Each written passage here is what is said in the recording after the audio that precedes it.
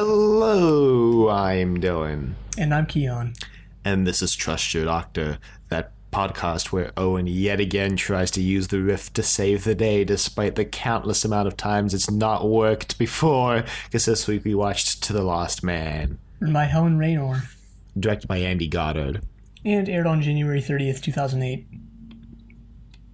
Just want to mention that, when we were coming up with an intro, I mentioned the wording where it had, despite the countless amount of times it's failed before. And Kiyan said, well, it hasn't failed. It's just not worked. And I said, well, isn't that the same thing? So, just wanted to remind our audience that subtlety and nuance in language exists.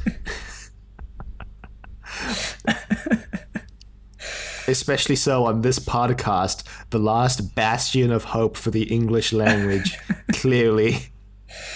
Good. Is this a reference to the thing we were just talking about?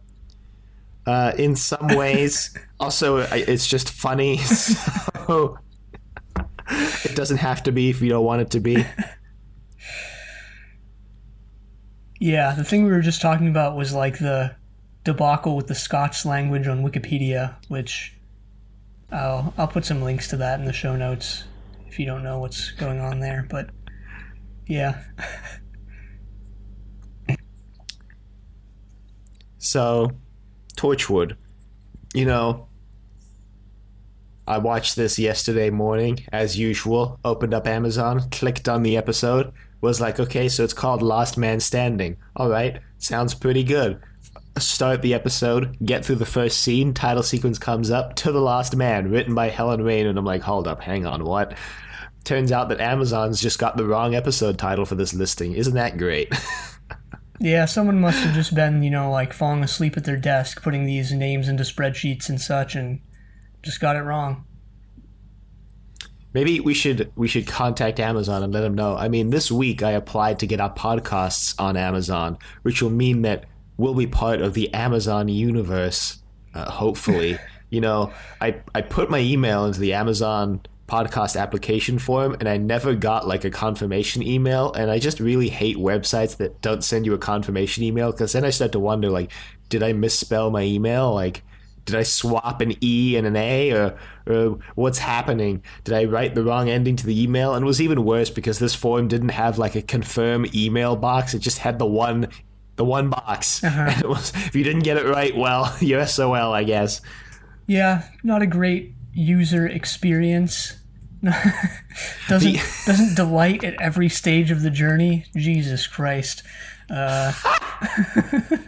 Okay, well, this actually was like one of the worst designed user input boxes I've ever used, especially on Amazon. Yeah, well, that's the thing. Amazon doesn't care and doesn't have to, because people are going to use it anyway. Any other website would have to make something better. Otherwise, people would just bail, but Amazon just knows that it can do whatever it wants. Kind of like how Disneyland can just jack up the prices however much they want, because people will still come. Yeah, what are you going to do? Go to Knott's Berry Farm? Oh, yeah.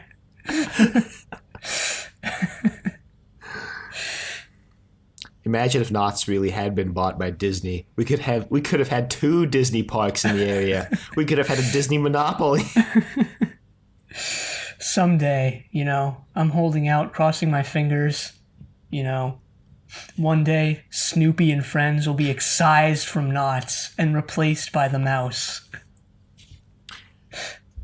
What if Disney just bought the rights to Peanuts, and Snoopy joined the Mickey Mouse cinematic universe?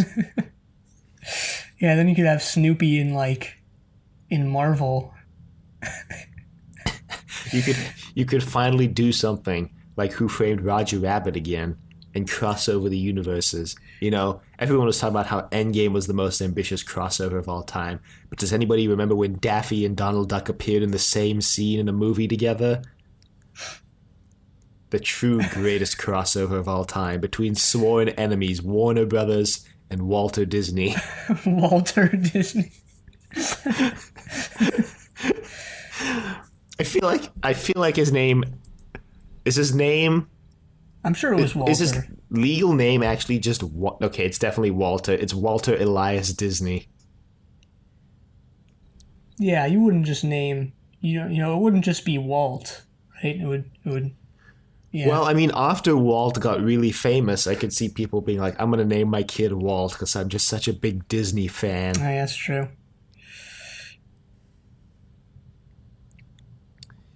So apparently, the inspiration for this episode, according to Helen Raynor, was she wanted to write something about the issue of World War One soldiers who were executed for cowardice when they were suffering from shell shock. That's a direct quote from Wikipedia, by the way. And yeah, so she did.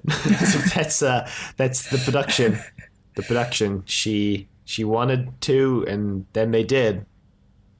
And we got this. Wikipedia makes note of like the scene on the pier being the first location filming for the season, or the first significant location filming for the season. Yeah, they just went down the street and then whipped out their phone cameras. No. Wow, they went all the way to South Wales to film this pier scene. Oh, never mind then. This pier is in Penrith, South Wales. I thought it was just. I mean, it looked very much just like, the waterfront that's right next to the Torch HQ. Yeah, it actually does.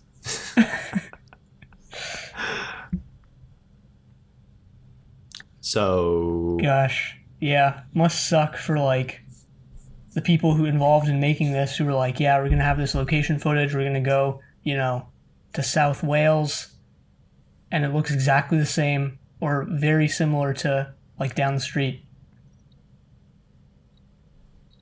great. Yeah, they drove slash potentially flew hundreds or maybe dozens of miles away just to get a location that looked exactly the same as the place they left. Yeah. There's also a note on Wikipedia for some reason that they thanked the Red Cross for use of the Red Cross emblem in this episode because, the Red Cross emblem is actually like, protected by, I wouldn't say copyright law, but it is like a protected symbol. Not anymore. No. Apparently, the Red Cross has like multiple symbols in use. They also have the Red Crescent, which was used in the Ottoman Empire because they were afraid they would alienate the Muslim soldiers by using a red cross, so they used a red crescent. Yeah. Wow. And then they've got a third symbol, which they propose because they're like, we need like a neutral symbol that's not related to any religion, because they also have a red Star of David. So they proposed this neutral symbol, which is a red, like, it's a square rotated 45 degrees, so it's like a red diamond, but it's referred to as the red crystal. And then I like this line saying it was previously referred to as the red lozenge. Well, the red crystal just sounds like, an 80s dark fantasy kids movie. So. The sequel to Dark Crystal. Yeah. Legend of the Red Crystal. So there you go. Now that's your. Who said Trust Your Doctor wasn't educational? No one, but, similarly, no one ever said, like, the educational tidbits were useful. Well, multiple people have told us that the tangents are the best part of Trust Your Doctor. In fact, very Pete Lambert tweeted last week about how if you see a longer than usual runtime for a Trust Your Doctor episode, you realize you're in for a treat and a nice walk down tangent lane. And a dive into the logistics of ultimate death frisbee. Yeah, remember we talked about how you would just get the firing team in. You would just call in Yeah. all the firing team. Anyway, speaking of firing and death and violence and destruction, this episode begins during World War I. It's not necessarily clear that it's World War One from the opening of the episode. It's just kind of a hospital where we see these two people later revealed to be Gerald and Harriet. Later revealed to be Sapphire and Steel. Honestly, that would have been the biggest twist they could have thrown into this episode. Would have actually made it 10 times. Well, actually, no. I take that back before I even finish that sentence. Because there is such a minute part of this episode that wouldn't have even made it 10 times better. Maybe would have made it like twice as good, but... Well, if PJ Hammond, came back to write more of Torchwood, I feel he would be unhinged enough to try and pull something like that. Unlimited PJ.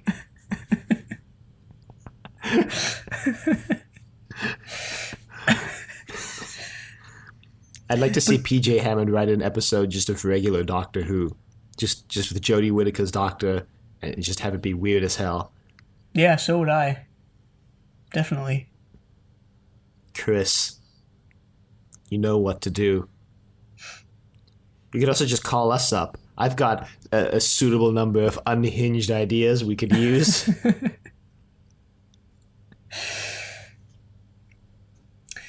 Well, okay, so the thing about this hospital is you can kind of tell, even if you don't know it's World War One, you can kind of tell that it's an older time period just because of the lack of, infrastructure? I guess, but also the outfits as well. I suppose. So these two people are Gerald and Harriet. They're from old Torchwood. But we don't know that at first until they just blurt out, "We're from Torchwood," and I was like, see, this is why everybody knows what Torchwood is because the instant they show up, they just vomit it. It's like that old joke that's I've heard interchangeably about vegans and atheists and Mensa. What would be the initiates? It's like how would you know if they're in Mensa? Oh, don't worry, they'll tell you. How do you know if they're part of Torchwood or not? Don't worry, they'll tell you. Yeah, maybe that would explain it, right? Remember, back in whatever the first episode of this season was called, it was an older woman who Kiss Kiss Bang Bang. Yeah, exactly. It was an older woman who knew what Torchwood was. So maybe she, was alive in the days when Torchwood was more open with who they are. Well, I don't think they ever stopped being open about about Torchwood. I mean, the first thing they do when they arrive at a crime scene is just announce that they're Torchwood. In fact, although it is subtle, their card does say Torchwood on it. Mm-hmm. So, that's kind of the thing about this show is the friction between the ostensibly secret nature of Torchwood and their actual, real, more sinister, just complete and utter openness with who they are and what they do. Yeah, true. So Harriet and Gerald take this guy away. They're like, "You think you need to come with us?" Well, we see Tommy and Gwen appear to Gerald and Harriet, and Tosh pleads with Tommy to tell them what to do. So he tells them that they need to take him from the previous room, not the previous room, the next room, next door, and take him to Torchwood and just freeze him, basically, forever.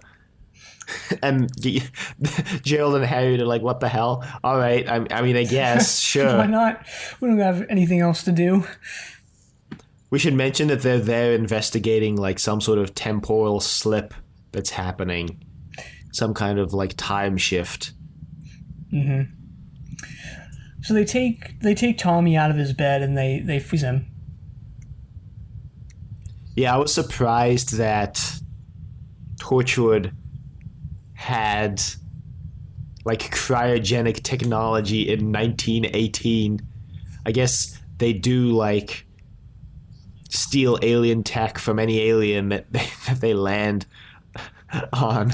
Yeah, I think Owen had a line a bit later, his only contribution to the episode, where he That's not true, actually, but where he says that they, like, got the freezing technology from aliens or something. Just to preempt the inevitable whiners who would come out of the woodworks and be like, well, how do they have cryo freezing in the 20s? or the teens, rather. You mean like me, who comes out of the woodwork and is like, wow, freaking they had cryogenics in 1918? What is this? Yeah, but then we get the modern Torchwood unfreezing him. Undoing. Yeah, because apparently they just unfreeze him every year to make sure that the freezing tech hasn't killed him. Yeah, would suck if they like had done that the first year and they unfroze him and he was just dead. And just like, well, that didn't work. It kind of seemed like that was the way it was going for a second there. Yeah, true, because he doesn't wake up immediately, and I think Owen has to defibrillate him or however you pronounce that. Yeah, you got it, probably. I'm no linguist.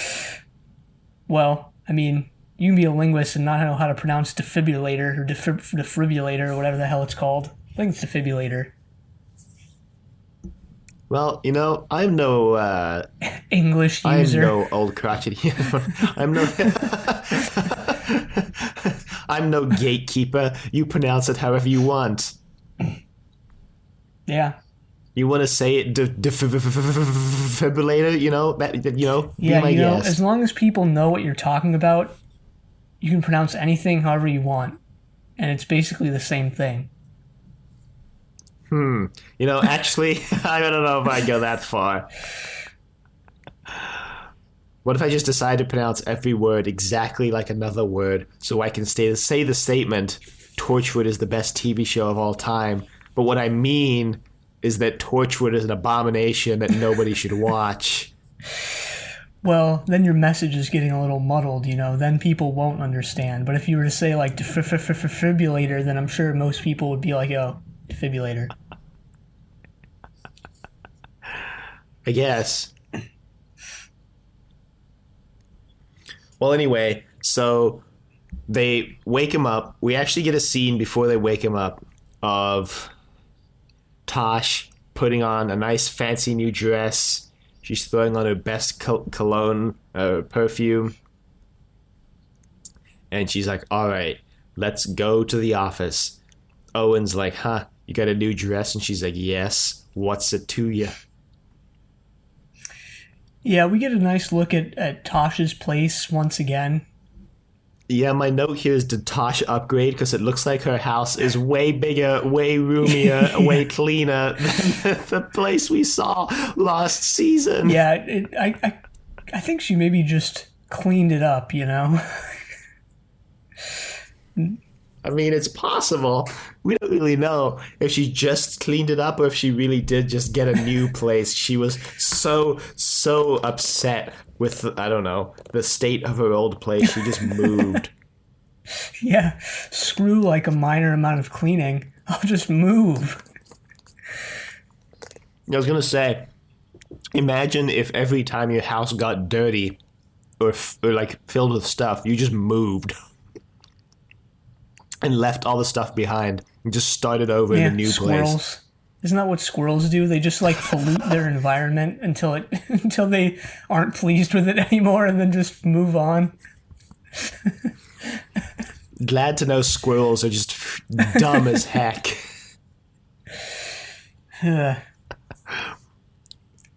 Apparently there's an invasive species of squirrel around here. Like, I don't know if you've ever seen I don't know if you've ever noticed that there's some squirrels that are like skinnier and I don't know, just lankier, and then there's the chubbier ones, and the lankier ones are the invasive species, like edging out the other species or whatever. I think something like that. Just doing a bit of a reading on this the other day. This is interesting. I didn't even notice that we had two species of squirrel Neither around did I. here. but I did. because most of the ones I've seen are the invasive one. The skinnier, like, yeah. So basically, what you're saying is we have a fatter squirrel we've never seen. Yeah, apparently. And then there's the more rat-like one that's taking over. Well, I don't know anything about squirrels, but I do know that we apparently. I heard from a somewhat reliable source that we have just a plague of bunny Ebola that's like spread through the local area, and like it's apparently like a pandemic among the bunnies in the area, I guess. Yeah, I think you mentioned this the other week. Might have been on Inevitable, a classic sci-fi podcast. Check that out. We're watching The Prisoner currently, and have watched such classics as Sapphire and Steel and Star Cops and Children of the Stones. Yeah, the greatest science fiction television shows of all time. Yeah. So anyway, Tommy wakes up. And I don't know if we had learned this before, but his full name is Thomas Reginald Brocklacre, which is like the most British name possible. Or most English, I guess I should say. We definitely said that. Who did you say that about last week? I was forgetting who I said it about last week. It was some actor, I think, on Inevitable. It was what was his name? Something Griffiths.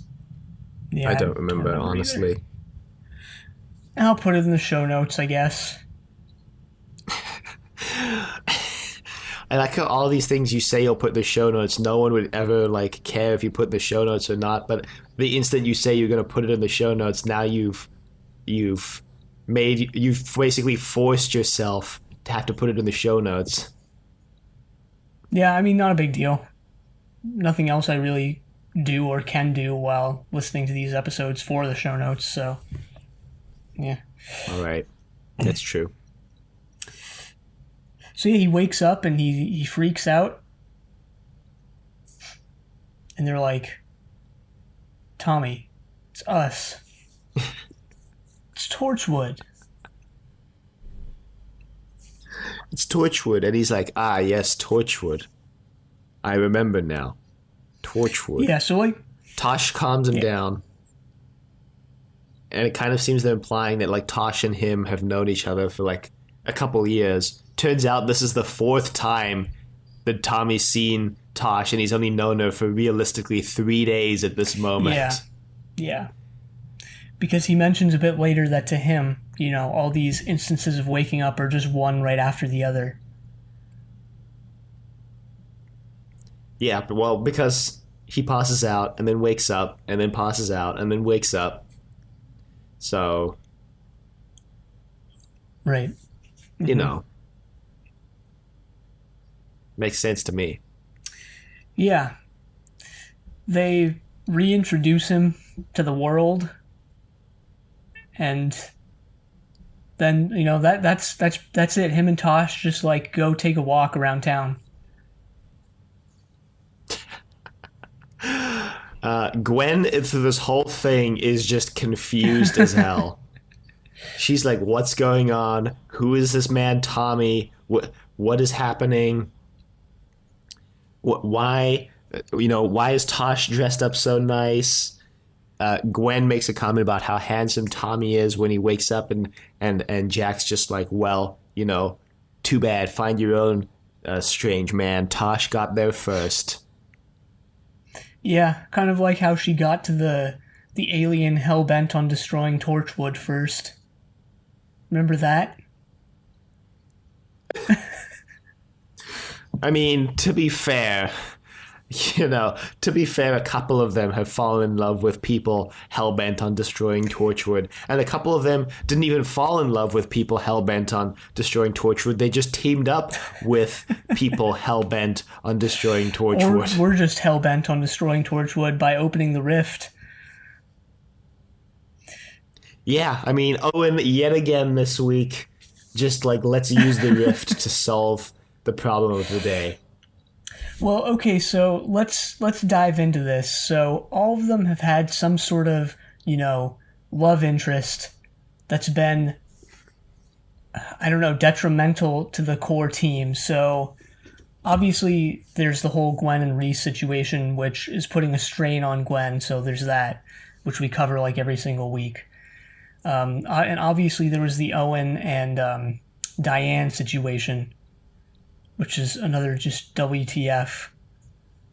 Tosh, twice fell in love with people who were displaced from like time and space, much like Owen. Ianto harbored his cyberized girlfriend in the basement. Jack fell in love within minutes Well, of meeting the person whose identity he stole. not to mention his former love affair with Captain John Hart, who tries to destroy Torchwood. Yeah, true. So it's literally happened to all of them.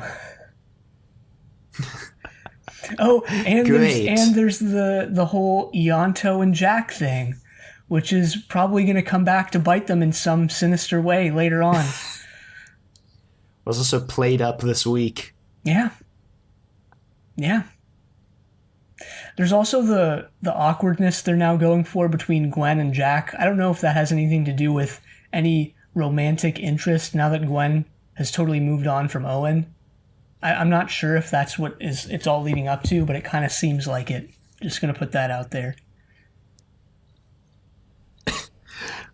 Well, I have faith in Chris Chibnall in executing on whatever he's setting up here. I have faith. Yeah, more than I have. Hey, man. It's good to have faith so you can be let down Every single time. every single time. Kind of like how Tommy is let down by the fact that war still exists, because he and Tosh go to some restaurant and are just, having, I don't know if I would call it a good time, but a time. A time. And Tommy sees footage of war on the TV.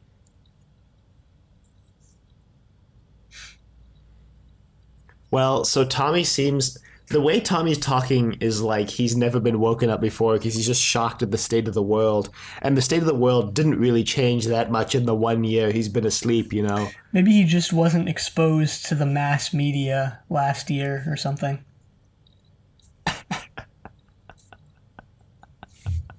Who knows? Well, he also asks Tosh what she's been up to in the last year, and she's like, "Oh, you know." And Tommy's like, "You didn't really do anything, did you?" And she's like, She says doesn't she say she started learning?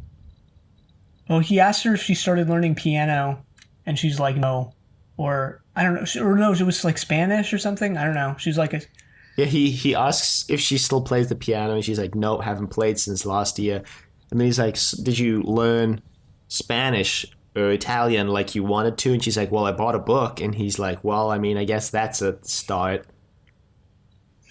yeah, Torchwood takes up most of her time, she says, which, yeah, given what we've seen of Torchwood, job seems like it does consume your life, so. Unfortunate. Yeah. Sucks to be in Torchwood. I mean, she did have time to go to the bar and fall in love with an alien hell-bent on destroying Torchwood, so, if she had just spent her time studying piano instead, that would have never happened. Yeah, damn it, Tosh. Damn it, damn it, damn it. So, they start heavily, leaning into the romantic side of things. My note for this is just not this shit again.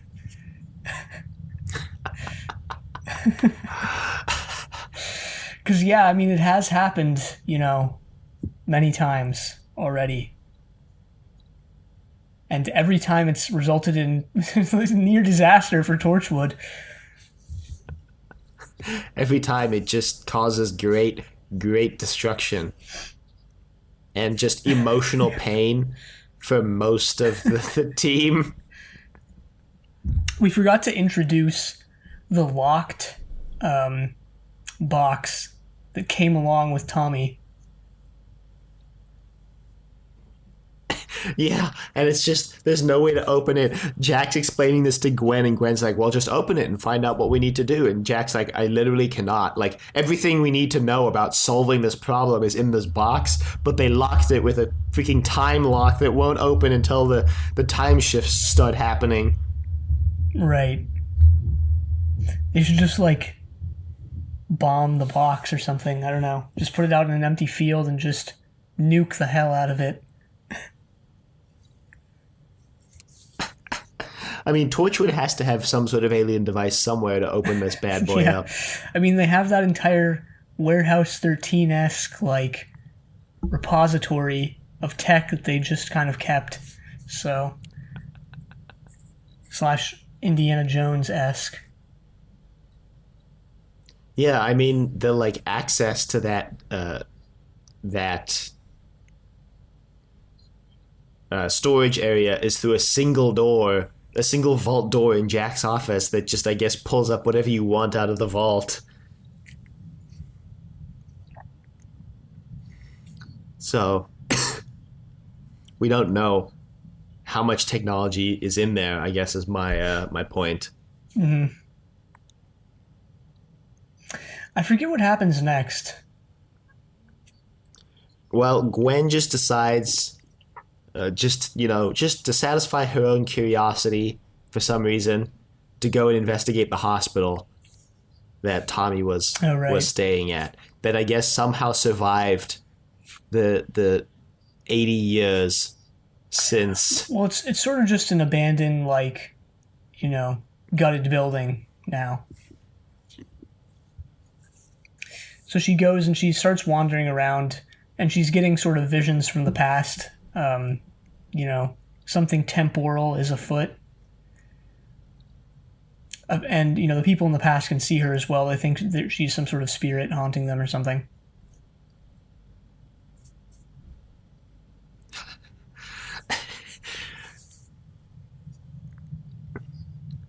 So Gwen's just bumming around the hospital. She's not really doing a job. She just went here just cause. No, I think it's valuable information gathering to learn that the hospital is being subject to these visions and this, temporal shift, this displacement. So, but I don't think she goes there because that's happening. I think she just goes there, and that happens while she's there because she's surprised that it's happening. And it's not till Jack shows up and explains what's happening that she even knows what's happening. Yeah. So I'm pretty sure she goes there without Damn that it, knowledge. Gwen, can you do anything right? Because she sees a guy in a wheelchair singing a song being pushed by a nurse down the corridor, and she's like, "Yo, what the hell?" And then he disappears, and she's like, "Wait, what?" And then she sees like a nurse saying like, "I can see you, like you shouldn't be here, like what's going on?" And Gwen's like, "Oh God, I'm sorry, what's happening? Oh God, I'm sorry." And then she calls up Jack and is like, "Hey, I think weird stuff's happening at the hospital." So Jack sends, Jack shows up himself, and then he's like, "Yeah, so the hospital's being torn down." And Gwen is like, "Well, could that trigger the like temporal shift that we've been waiting for?" And Jack says, "Well, yeah, probably." Yeah. Really strong horror vibes in this scene that the rest of the episode doesn't necessarily have. So, nice touch there, I guess. Nice tonal whiplash there. Still reeling from it? No.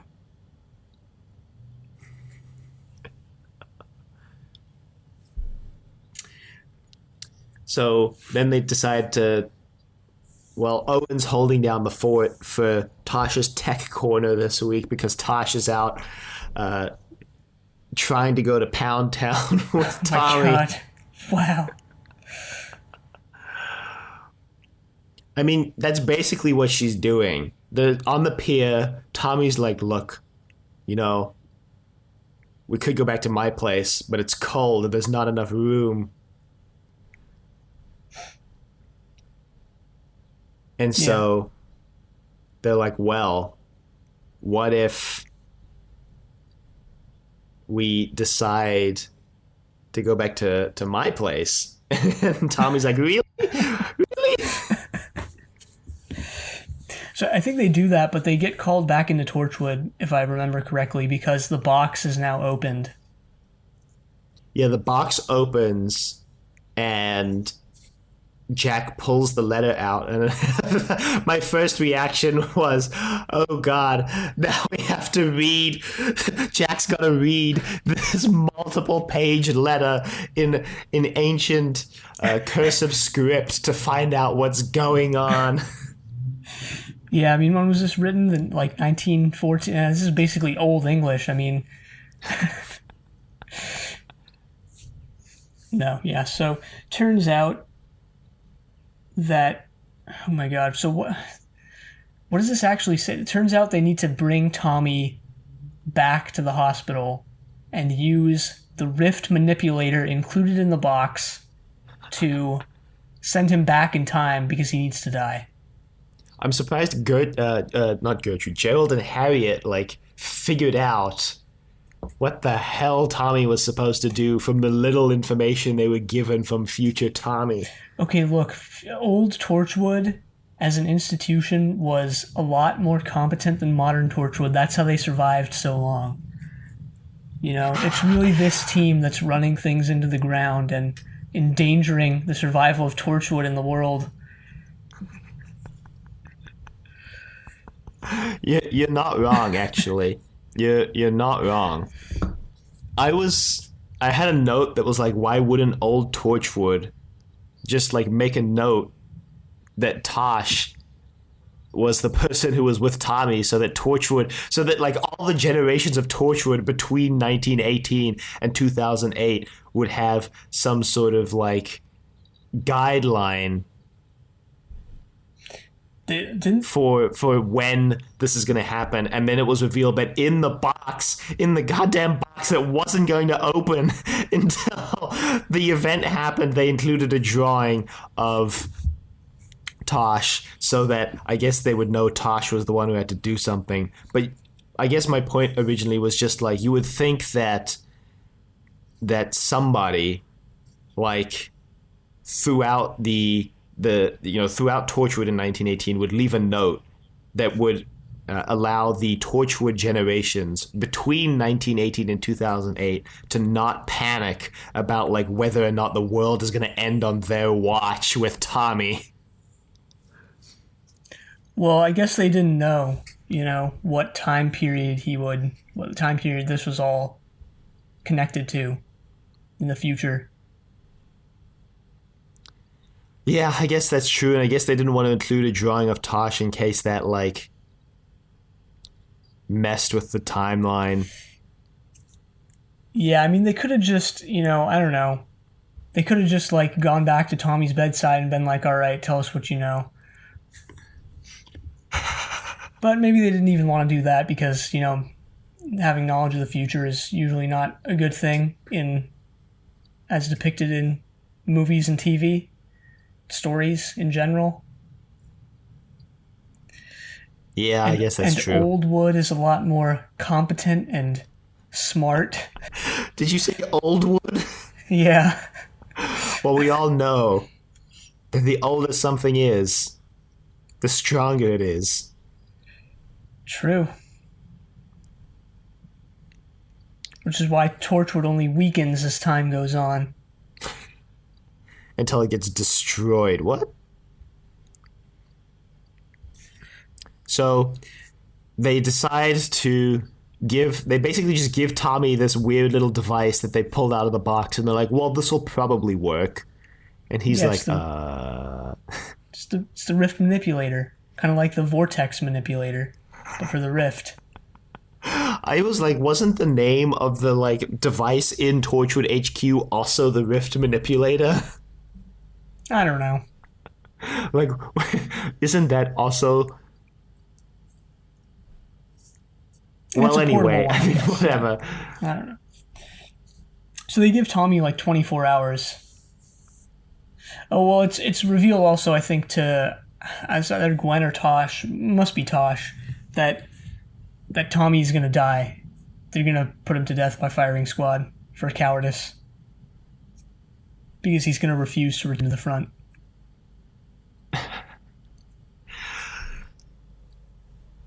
I think that was, actually, Gerald and Harriet probably figured out what to do because they learned that Tommy like came back, and then the time shift stopped happening. So they probably knew that Tommy was going to come back because that's how they probably included the information that Tommy was going to get shot for not returning to the front.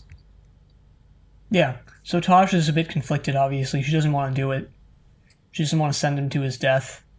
But she has to, or else the rift will just destroy the world. Yep. She's like, damn. How could we do this? For what have you forsaken us? I can't believe you've done this.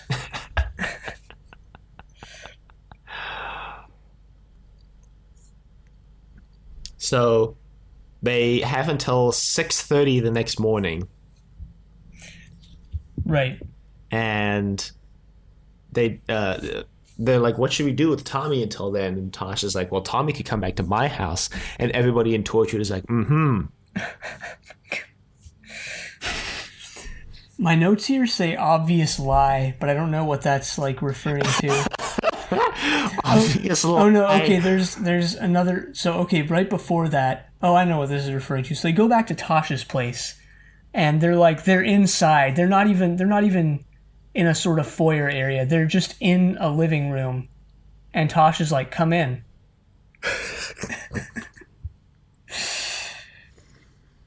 Look, this is just foreplay for them, you know. God. But the lack of exactitude is very off-putting. You should not tell someone to come in when they're already, within the interior. Well, maybe he was within the interior of the house, but not the interior of the room that Tosh wanted him to come into. I mean, it's an open plan, so. I mean, there's still room divisions. I guess, but I don't know. I don't buy that for whatever reason. I mean, if you disagree with that, there's definitely another interpretation of the word "come in," or the phrase "come in" that I could throw out here that I'm not going to. Let me just leave that for the audience to decide. Yeah, well, anyway, I remember what the obvious lie thing was referring to. So Tommy asks Tosh, like, what the note said and, like, what his future was. And she was like, oh, you wind up in France. It's like, really? It's the best you had to pull out of your hat?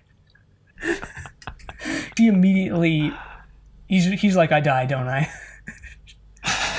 And Tosh is like, I don't think so. Does she say that? I can't remember. No, I think she just remains silent. Can't tell a lie if you're not saying anything. Yeah. Technically not lying if you just don't say anything at all. I mean, you could argue that it's a lie by omission of the truth, but... Yeah. Well, I mean, he's already guessed the right answer anyway, so... So anyway, I don't know if you noticed this, but it cuts to the morning, and Tosh is like, are you ready? You've got 15 minutes. And then I remembered that they're like going to the hospital at 6:30 in the morning. So I was like, it must be like 6 in the morning, and it looks like the sun is like in the middle of the sky. Yeah, I mean, that's having been to the UK, I can tell you that's what happens there. Like midsummer, things up at like 5, like just fully out, which is like that's not normal at all here. No, it's not. Reminds me of when I go to South Africa and the sun doesn't even start to set till 8 p.m. I'm like, wow, yeah, this is actually really nice. Yeah, it's kind of how it is there too. And then like winter, it's like sunrise like 9:15 a.m. Sets at like 4, which is obviously just normal there. But for people from here, it's like, whoa, wow. Some of my friends from here complain about the fact that like the sun sets at like 5, and I'm like, if only you knew. Yeah. I guess it's like the closer you get to the equator, the more even things are, right? That's how it Yeah. works. Mm-hmm. Yeah. Yeah. So they go to the hospital, and then Tommy decides he changes his mind. He's like, I know I'm going to die. I know what you're doing. Screw this. You're no better than Jason the generals who sent me to war. You're basically just sending me to die, and you know it. And so screw you. I'm not doing it. Screw you guys, I'm going home. So he Jason Bourne's out the window and no.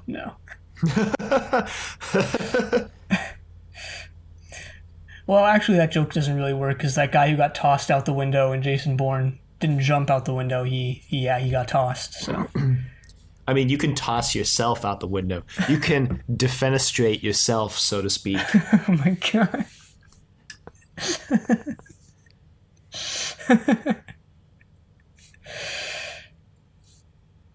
Oh my god. Now revisiting that and actually knowing the etymology of that word is a mind-blowing experience.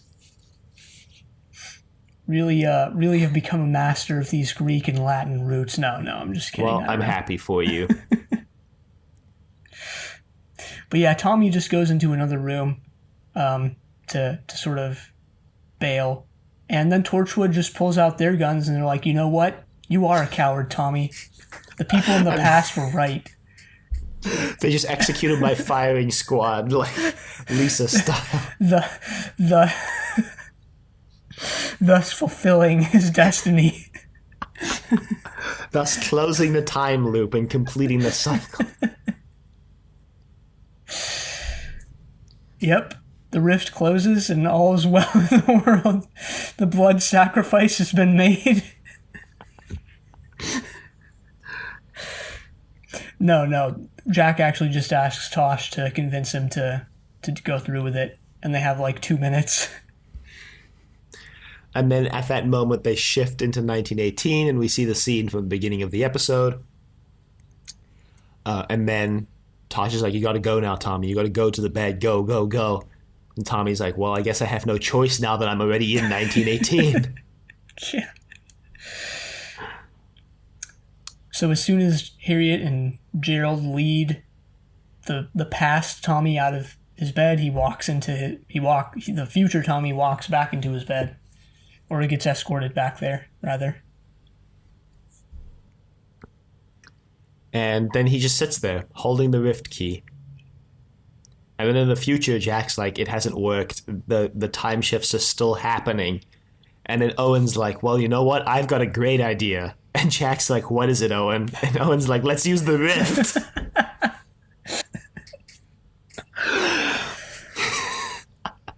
And Jack's like, you're right. That is a great idea. Let's use the rift.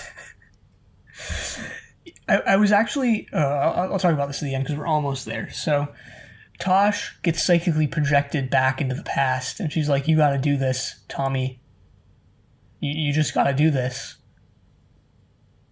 Tommy's like, do I have to? She's like, yes. So he does. Yeah, so he uses the key. There is a little bit of like an argument between Jack and Tosh because originally they were going to send Jack back, but Tosh is like, no, he trusts me. Send me back instead. You know, which is kind of a nice sort of resolution to her being hesitant early on. Now she's finally, resolved to save everyone at the expense of Tommy. I mean, it's a nice sentiment. I was kind of like, well, Jack is probably the better person to send back, if only because if this goes way the heck wrong, Jack won't die. Yeah. But you know what? Oh well. So it works. Everything just works out, and that's the end of the episode. Yeah, we don't even see Tosh like weeping over Tommy's death. We don't even see the firing squad. What is this? No. What?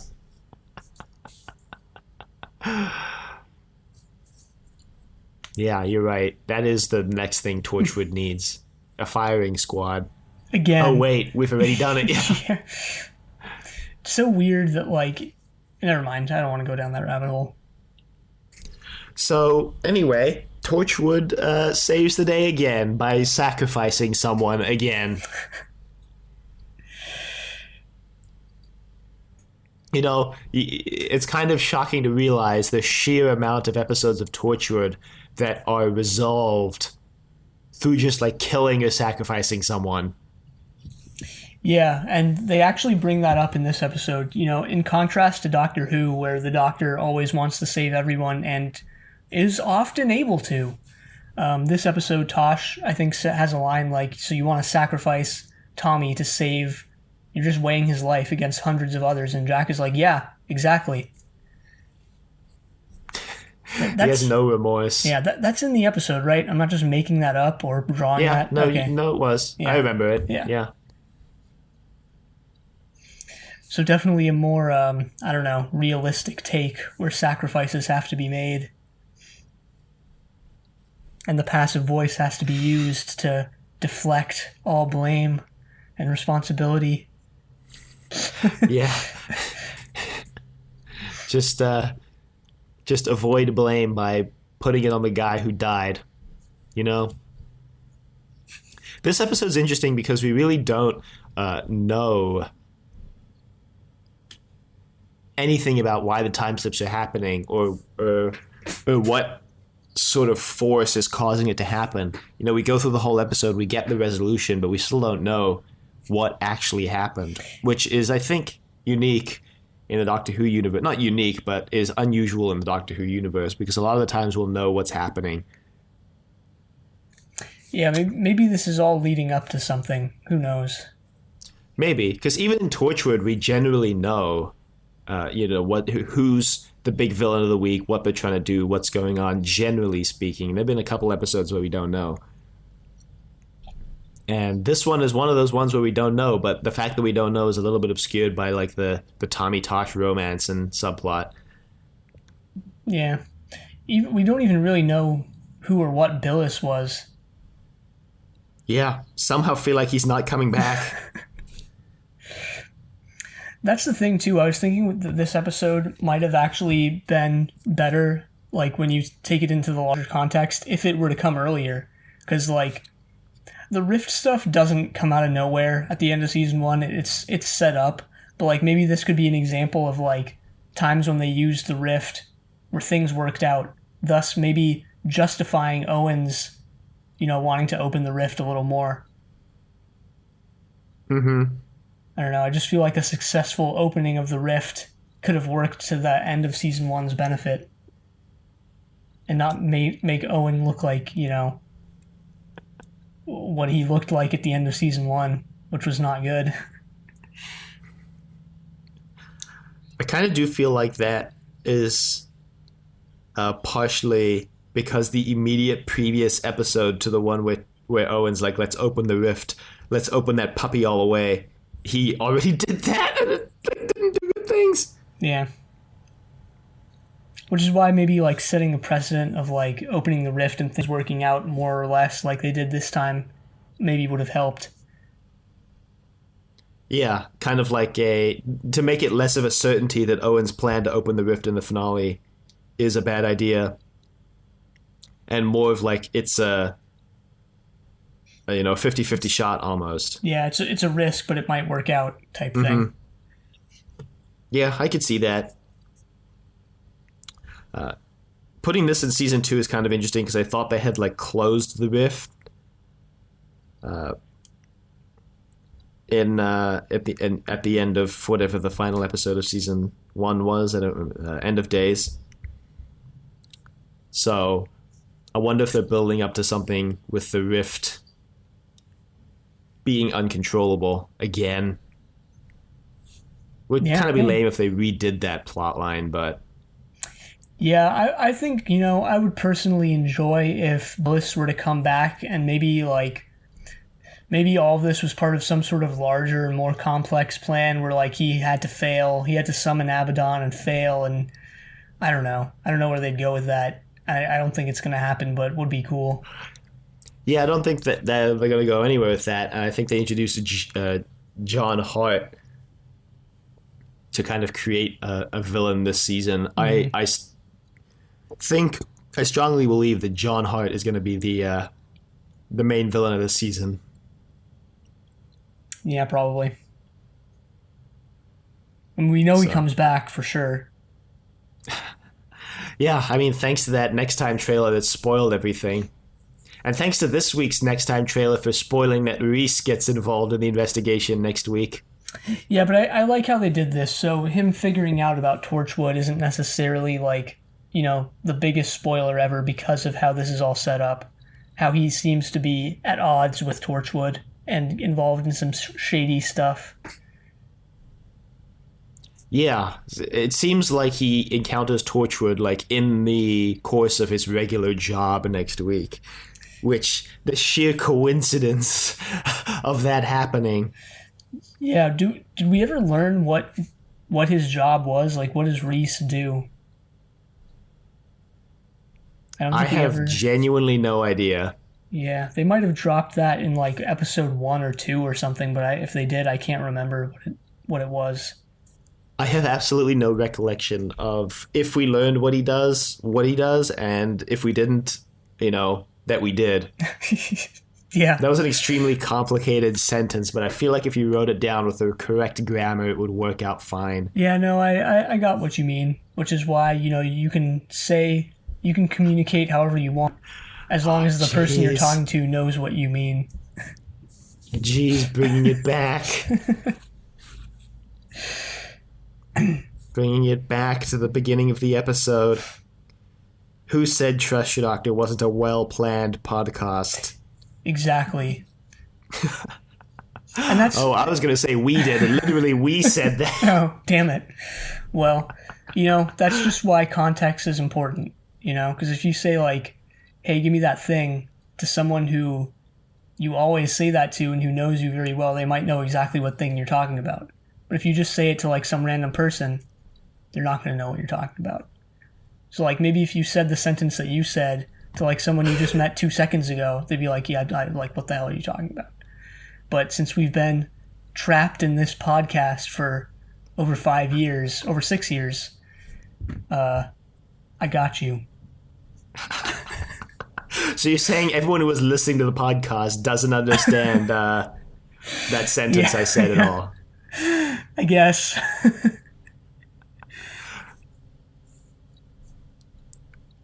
Well, that's good to know.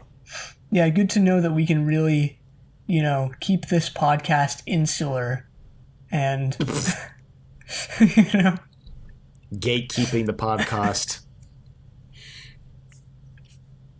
Great. Well, I don't really have anything else to talk about this episode, actually.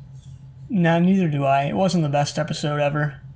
Yeah, it wasn't great, but it was, it was all right. Yeah. I do think I agree with some of the critical criticism I saw of this episode that basically said that it, like, over-relied on MacGuffins and plot elements that came out of nowhere to solve the plot. Yeah, I mean, you know what I'm going to say. Like, I usually don't care about that stuff. And, yeah, I don't see why people really care about any of that.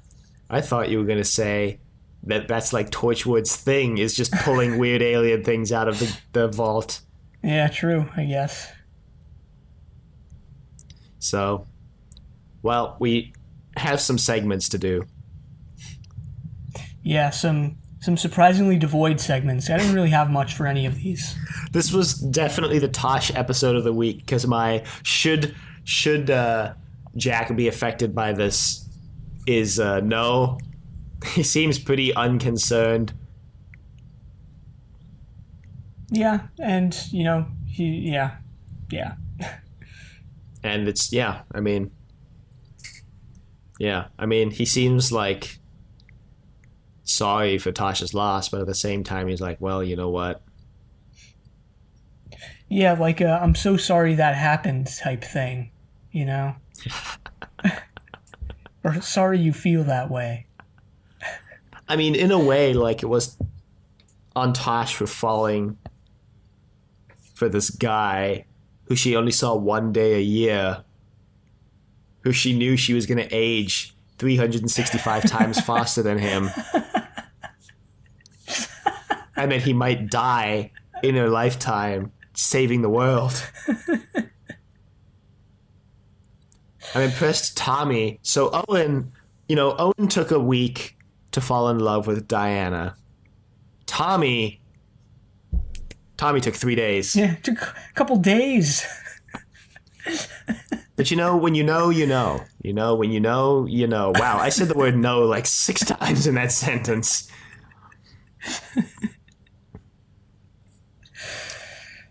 Yeah. Tasha's Tech Corner, a segment that I still continue to be flabbergasted we've maintained. That started as a off-the-cuff joke. Honestly, gonna have to say I don't really have anything for Tasha's Tech Corner this week. I have Owen's Tech Corner this week. What, the defibrillator? The defibrillator, him like tracking the time slips using the Rift device thing. Using Google Maps. Google Rift. Google Time.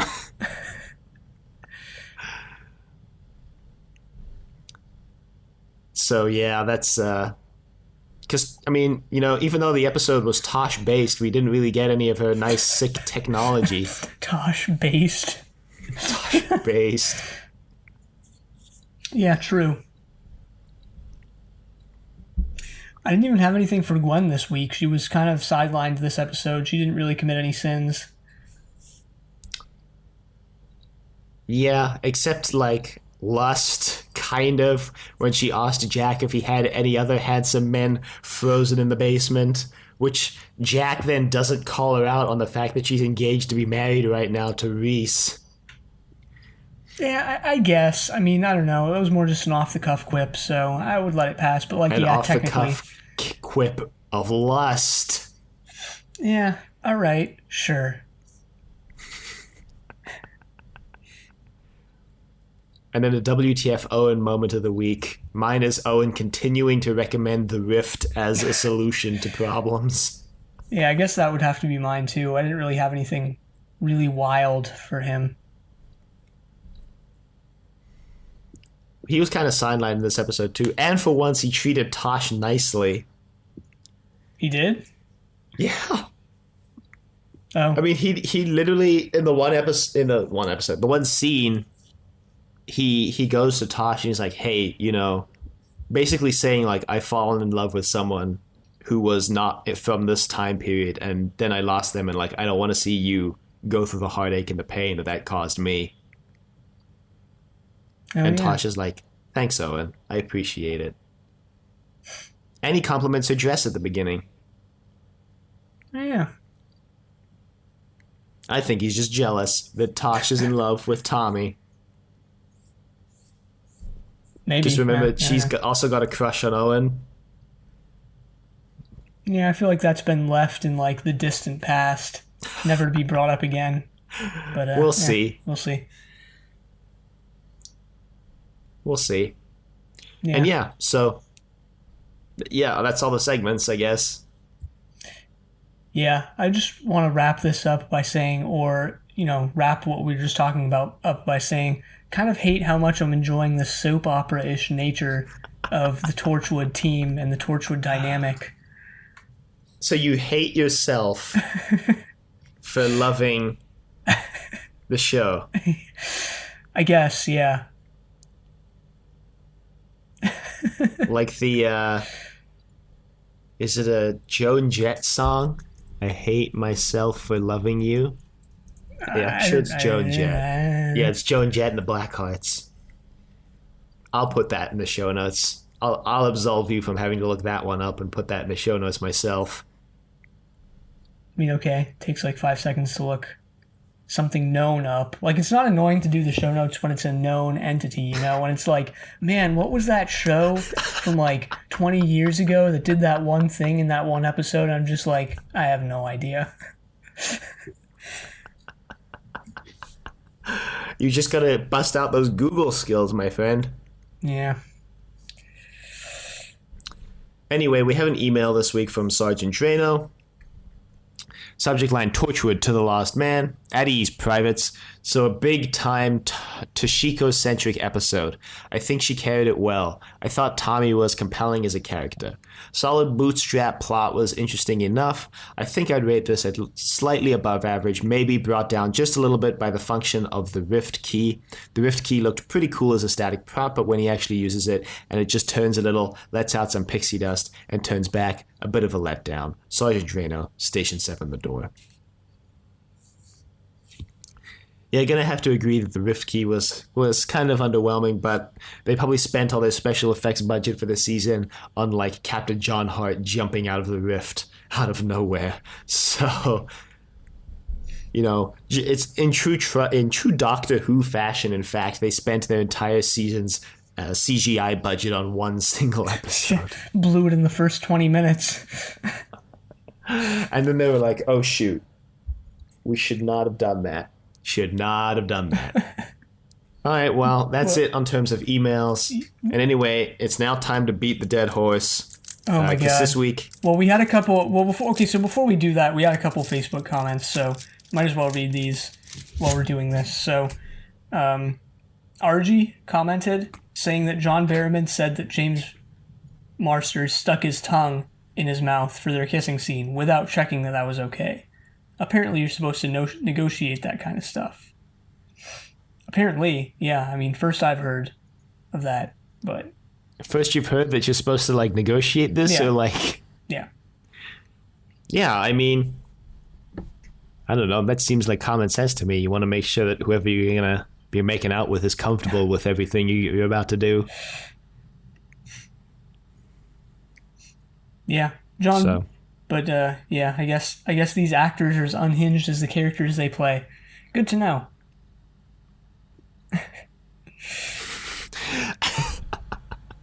So, no more Facebook comments? No, that's it. Well, so this week in the ongoing saga of is chili and chocolate a good combination?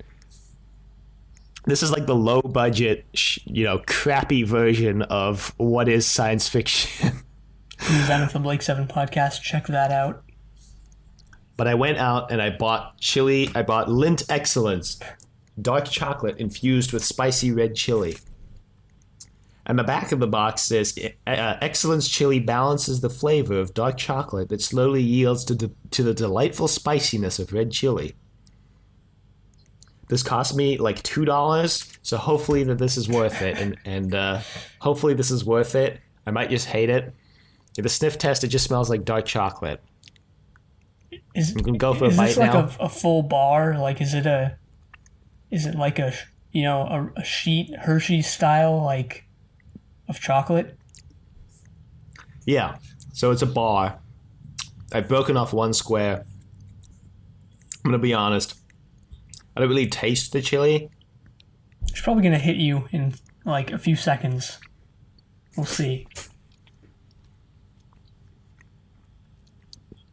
I don't really taste...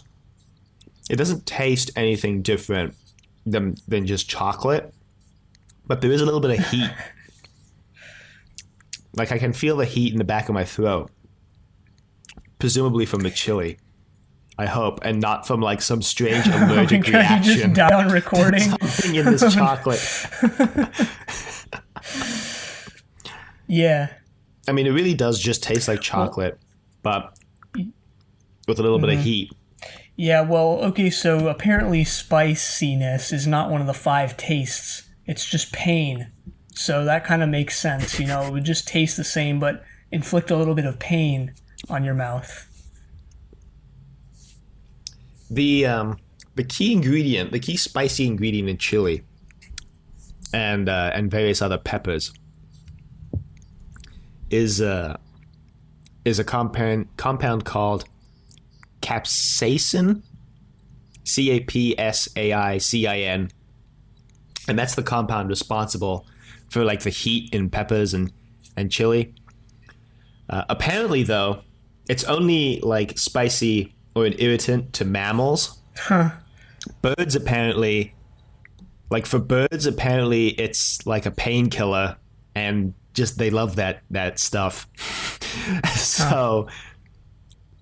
there's a fun fact for you. I'm going to finish this tiny little square that I broke off. You know, I actually kind of like it. It tastes just like chocolate, but you get that nice kick of heat at the end. It's very unique. Huh. Well, glad we've laid this question to rest.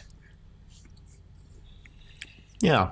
You know, this was also like, Lint was the only person I could find at the local grocery store The only person that was that sold chili chocolate. it was Lint himself, the the man behind the name who was there selling the bars at the store. No, okay. It was Chocolatier Lint. I saw him come down in the grocery store aisle, and he handed me this bar of chili chocolate. And he said, "Dylan, it is your duty to taste this on recording, live on recording." So yeah, there we go. Maybe the next step is for me to actually bake a chili chocolate cake, but I'll probably won't do that anytime soon. Darn. And with that, I don't have anything else to say about Torchwood this week. Yeah, neither do I. If you would like to email us, you can reach us at thedoctor@decorativevegetable.com. Questions, comments, concerns, angry rants, love letters, your thoughts on Torchwood to the Last Man. Find us on YouTube at Decorative Vegetable. Find us on Apple Podcasts, Google Play, and pretty much any podcast platform at Trust Your Doctor, a Doctor Who podcast. Be sure to leave a rating if you like the show. Check us out on Facebook, Trust Your Doctor. Like us on Facebook, also check us out on Twitter, TYD Podcast, and follow us on Twitter. And next time, we're going to be watching Meat. But until then, the end.